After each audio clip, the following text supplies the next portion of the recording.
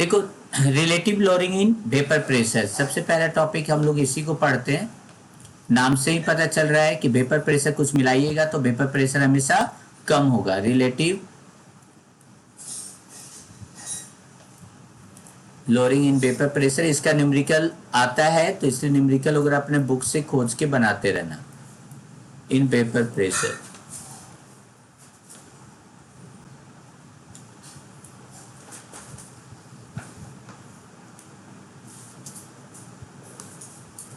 क्या बोलता है कि अगर हम लोग किसी प्योर सॉल्वेंट में कोई सॉल्यूट मिला दिए, नॉन वोलेटाइल सॉल्यूट, नहीं यही ना है कि ऑन एडिंग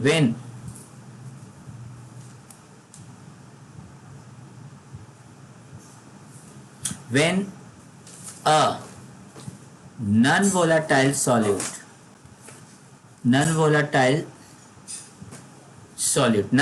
solute जो जल्दी वेपर नहीं बने, non volatile solute is added to a pure solvent, क्या हो जाएगा? वेपर प्रेशर इसका हमेशा, द वेपर प्रेशर हमेशा क्या होगा? बढ़ेगा कि घटेगा? बोलो। हमेशा लोअरिंग, नाम से ही पता चल रहा है vapour pressure of the solution always decreases. Vapour pressure of the solution decreases. हो गया कंप्लीट? नहीं तो यहां पर इसको हम लोग लिखते हैं, यहां पर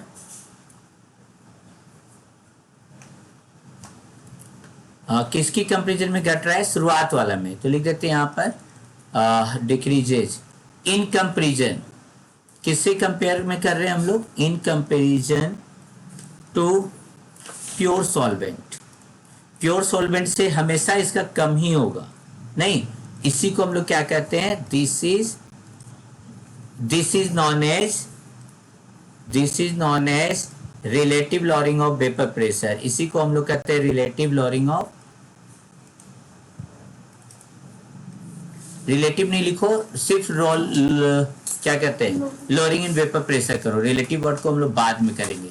रिलेटिव वर्ड बहुत बड़ा वर्ड है। हाँ बोलिए। Is known as lowering in, this is, voice break हो रहा है। अच्छा एक मिनट, डेरिवेशन देखते हैं इसका तो और क्लियर होगा आप लोग का। चलिए डेरिवेशन, तो हेडिंग दीजिए आप लोग, लिखिए डेरिवेशन।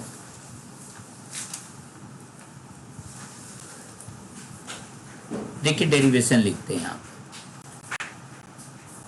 मान लेते कि कोई एक सॉल्यूशन है जी। लेट अस कंसीडर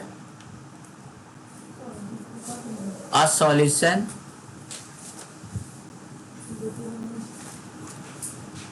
containing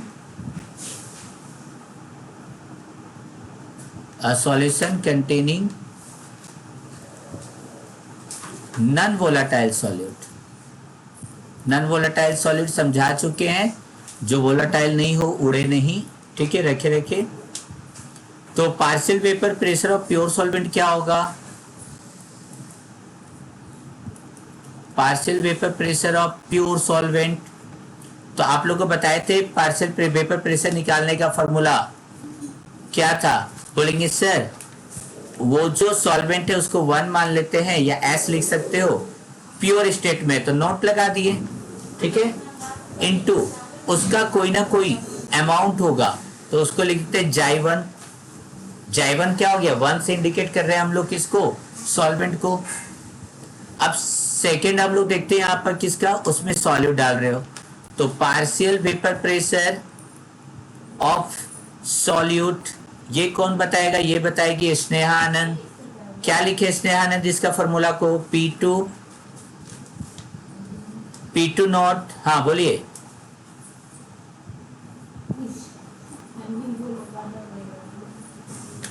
अच्छा ठीक है, हम दिखा दे रहे हैं, देखोगे यहाँ पर, यहाँ से देखिए, समझिए, यहाँ से डेरिवेशन देखिए, यहाँ से स्नेहा, सॉल्यूट को हम लोग 2 से इंडिकेट कर रहे हैं, सॉल्वेंट को 1 से इंडिकेट कर रहे हैं, सॉल्यूट को 2 से इंडिकेट कर रहे हैं, तो इसका भी मोल फ्रैक्शन कुछ ना कुछ होगा।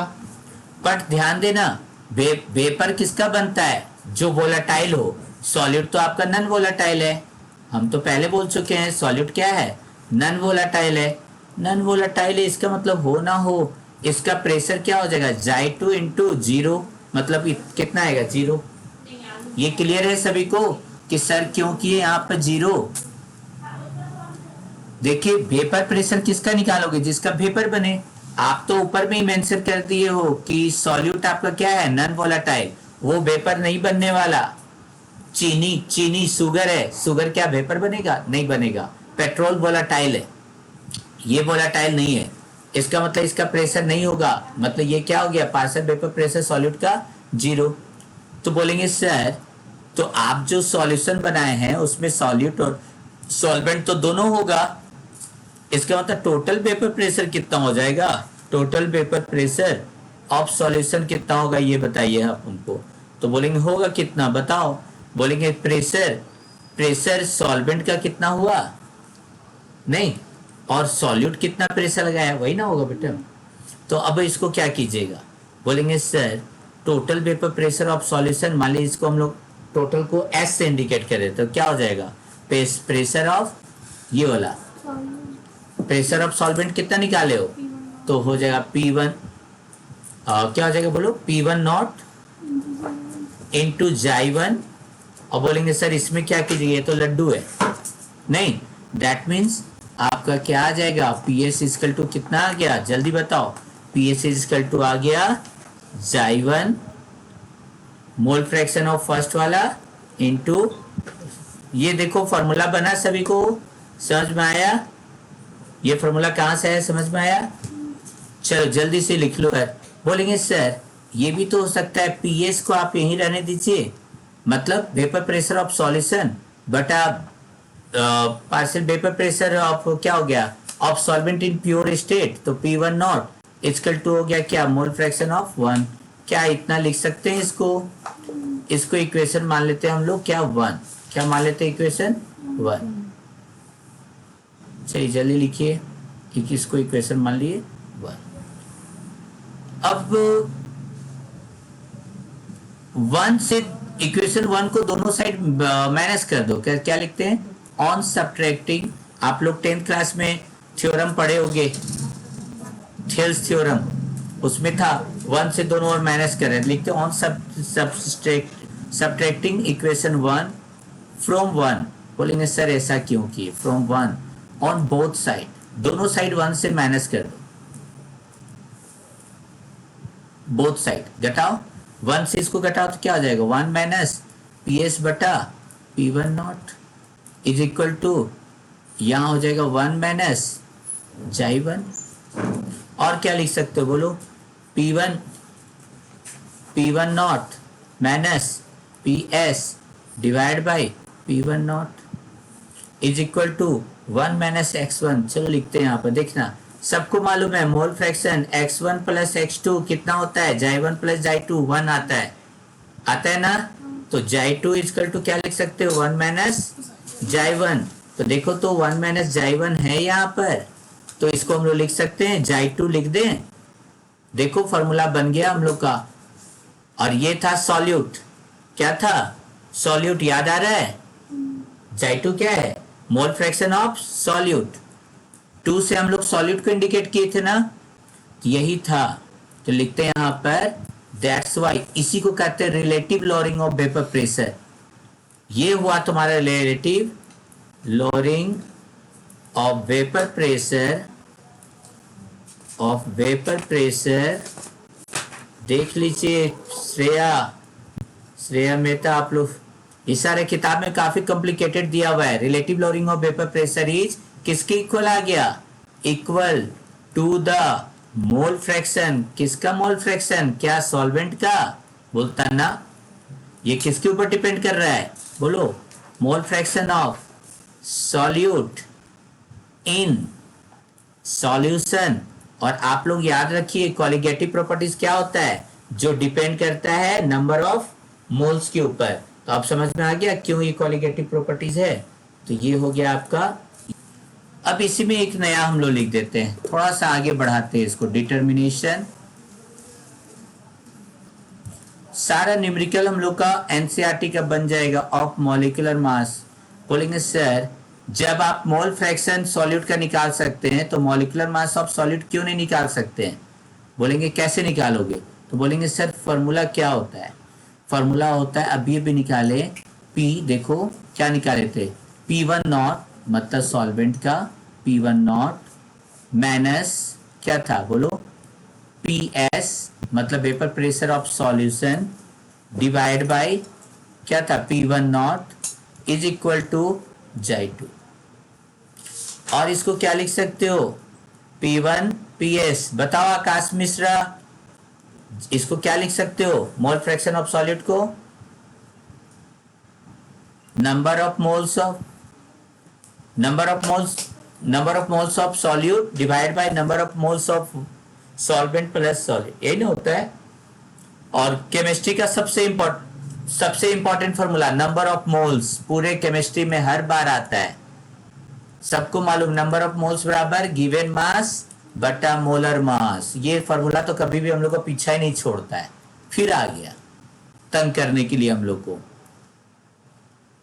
निखत बताओ क्या लिख सकती हो, क्या लिखे, नंबर ऑफ मोल्स ऑफ ये सॉल्यूट है,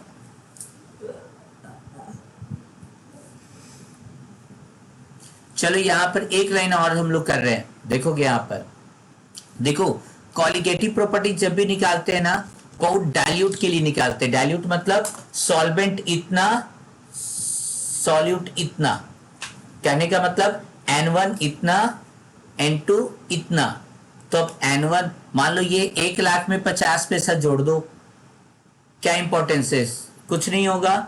लिखते हैं if solution is very dilute, चलो हल्का करने जा रहे हैं हम लोग, if solution is very dilute. बोलेंगे सर डाइल्यूट का मतलब, बोलेंगे सॉल्वेंट ज्यादा है, कहने का मतलब N2 का अमाउंट बहुत बहुत कम है, किससे, N1 से। तो बोलेंगे सर इसका मतलब इसके सामने तो जीरो हो गया, N2 क्या हो गया, जीरो। तो आप क्या लिख सकती हो, P1 नॉट माइनस PS मतलब सॉल्वेंट का in pure state, solvent in pure state vapour pressure solution बटा ये हो जाएगा N2 बटा N1।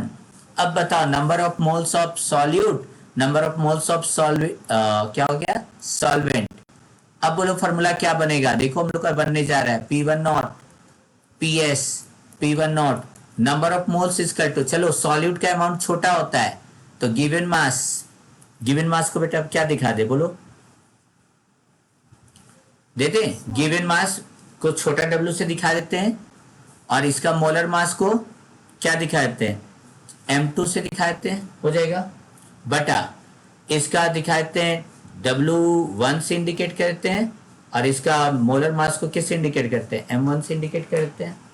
तो हमको निकालना है ये, क्या निकालना है, हाँ हम क्या बोल रहे हैं, जैसे तुम्हारा ये हो गया सॉल्वेंट और N2 इतना सा है तो इसके सामने इसका क्या है, तुम्हारा पूरा रूम है, रूम में एक छोटा सा चीनी का दाना रख दो, बोलो क्या है उसका वॉल्यूम उसके सामने सब। हाँ याद रखिएगा कॉलिगेटिव प्रॉपर्टी जब भी निकालेंगे ना तो उसमें सॉल्यूट एकदम छोटा एकदम कम अमाउंट में होगा। तो N1 और N2 को जब आप कंपेयर करिएगा, N1 और N2 को तो ये आपको जीरो मान के चलना होगा, तो N1 प्लस जीरो तो हो गया, N1 हम लोग लेके चलेंगे, क्लियर है। अब क्या इसको नहीं ऊपर देखो यहाँ कंपेयर किया जा रहा है, आकाश समझो, यहाँ आपके पास 1,00,000 रुपए, यहाँ तो आपका 0.1 ही क्यों नहीं हो, 0.01 ये अकेला है, जो अकेला है वो अकेला में शेर है, उसको तुम हटा नहीं सकते हो। हाँ जब दो के बीच में कंपेयर किए तो ये ज्यादा ताकतवर है, ये 1,00,000 रुपीज और यहाँ पे 50 पैसा रखा हुआ है, तुम 50 पैसा उठाओगे क्या, और जहां कुछ नहीं वहां सिर्फ आपको 150 पैसा या 1 रुपीज है, तो ये वहां पर आपको यही इंपॉर्टेंट है आपका, समझिए हम क्या बोल रहे हैं। अरे हाँ तो इसलिए ऊपर में N2 को हम लोग नहीं हटा सकते क्योंकि वो अकेला है, जबकि नीचे वाला में N2 कंपेयर हो रहा है N1 के साथ, तो N1 के सामने कहीं नहीं टिक रहा है, N1 100 में 100 ला रहा है और N2 2 को नंबर ला रहा है, तो N2 को कोई पूछेगा नहीं पूछेगा। तो बोलेंगे सर ऐसा स्थिति में क्या होगा, P1 naught minus P S बटा P one naught is equal to, अगर इसको बैठाएं, W2 बटा M2, M1 चला जाएगा ऊपर, W1 आ जाएगा नीचे। आपको निकालना है क्या, मोलर मास ऑफ सॉल्यूट निकालना है, तो M2 को ऊपर ले जाओ। देन हम लोग का फॉर्मूला क्या बन जाएगा, W2 इंटू M1 इंटू ये P1 नॉट ऊपर चला जाएगा, divide by P1 naught minus PS, देखो नीचे आ जाएगा। देखो फॉर्मूला बन चुका है। अभी फॉर्मूला कैसे आया, आप लोग घर में बैठ के दिमाग लगाना, हम बना के दिखा दिए, आप लोग उतार लो, लेकिन घर में एक बार जरूर देखना। यही था तुम्हारा क्या, determination of molecular mass of solute, M2 बन गया। ठीक है, W1 कहाँ गया, W1 यहाँ कर दो ना, लोड कर दिए W1 खुश, सॉरी